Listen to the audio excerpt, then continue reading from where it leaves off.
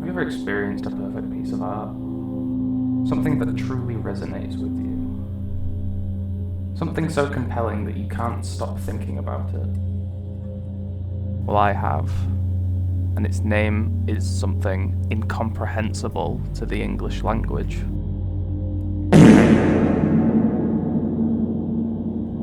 This game is about toilets. It's a walking simulator consisting of a plethora of striking, beautiful, and terrifying artwork depicting the toilet in its pristine glory. And for a game explicitly about toilet humour, it shows a lot of restraint in the types of jokes it tells. It makes strides to avoid the typical easy jokes of poop and pee that you may expect from a game like this. Jokes that I likely would have shown at the forefront had I been the developer of this masterpiece. Perhaps this is the mark of a more evolved artist.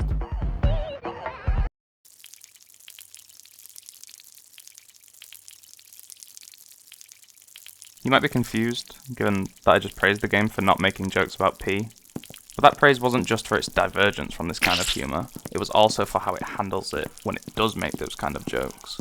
This is the first artwork shown in the game, and it's kind of the perfect first thing to show off, because it perfectly sets the tone of the types of things that the game will show you.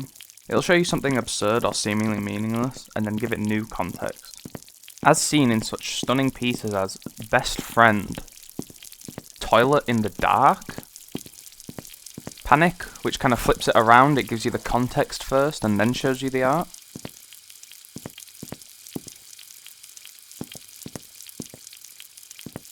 Like, yeah, the imagery of fish heads spraying pee all over the ground might be funny, but you might also think it feeds too much into that juvenile nature of this kind of humour. But this isn't just pee for the sake of pee.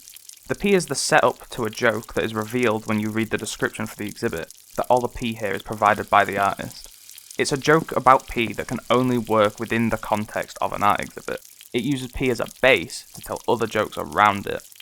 And in the spirit of an art gallery, it doesn't always have me giggling and peeing all over the floor, but amuses me just enough to not be bored to death, and that's a difficult line to balance. Not every piece is explicitly a joke. Some are interactive, like this tower of bog roll, or this elevator. Some of the exhibits are just pieces of art that I actually kind of enjoy, and I look at. Like my favourite one. At first it's kind of just a load of colours, and to be honest this is the main thing I like about it, but it does do some funky things. You see some toilets on the walls, something you haven't seen before, but soon things start appearing in you don't expect, like the lights that were on the are on the floor, or were on the floor, down on the floor, and you see toilets.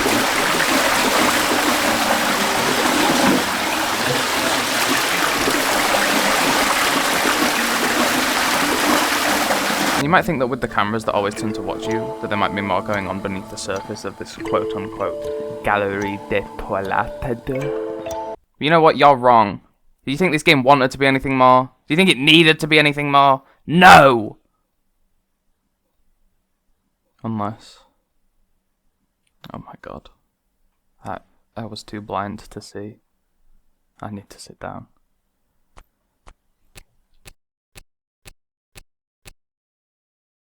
I think this game is a statement about how we culturally look at toilet humour. It's often seen as juvenile and immature, but this is foolish. It is foolish to determine a person's level of maturity based on their sense of humour. I think this game is trying to destigmatise it. This game might appear to just be an endless sea of toilet-based gags, but it's more than that.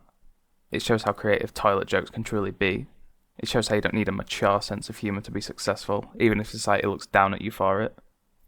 It encourages you to think about the art before you. It shows how poop can be used for political commentary, to surprise you, to improve your life. To most people this might seem silly, but that's the problem. They look at us, discussing poo and pee with sincerity, and they scoff, and disregard us as immature. But you and I are different. You understand as I do, that farts are funny.